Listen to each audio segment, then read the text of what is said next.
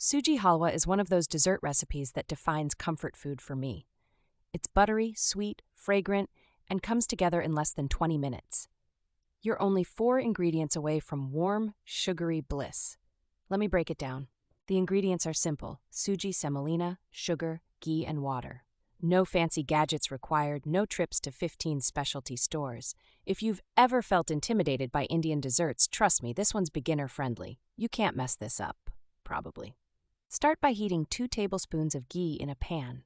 You want to feel the aroma, not just smell it, but feel it. The warm nuttiness overtaking your kitchen is the first sign you're doing this right. Pro tip: don't use margarine or butter. Add 1 cup of suji to the pan and keep stirring. Constant stirring is non-negotiable here. Suji burns faster than I lose interest in a slow movie subplot. You know you're on track when it turns a golden brown with a toasty fragrance.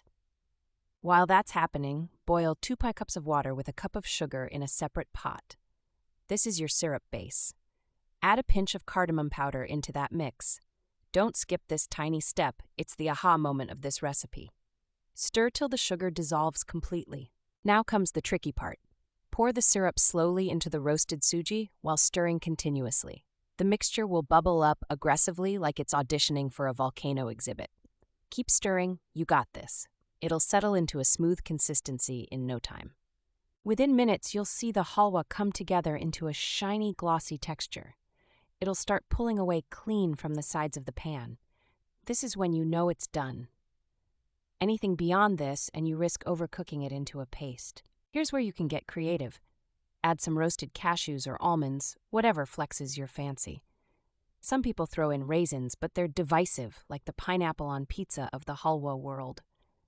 Toast nuts with ghee for extra flavor punch. Taste test as soon as it cools enough not to scorch your tongue. And good luck stopping yourself at just 1 spoon. If it's too sweet, adjust sugar next time. Too dry? Add a bit more water. Halwa's forgiving like that. Serve it warm and watch your friends or guests lose their minds. It's that good.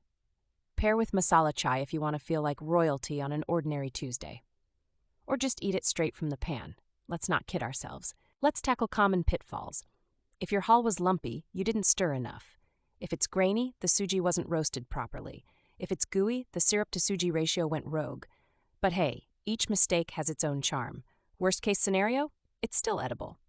This recipe serves 4 to 5 people, but let's be real, it's really for 1 person with a sweet tooth, aka you at midnight. Double the sugar if you like it saccharine, and cut it in half if you're trying to stay healthy. Why though? The best part? Halwa can be stored in the fridge for up to 3 days. Reheat it with a touch of water or milk, and it's as good as fresh.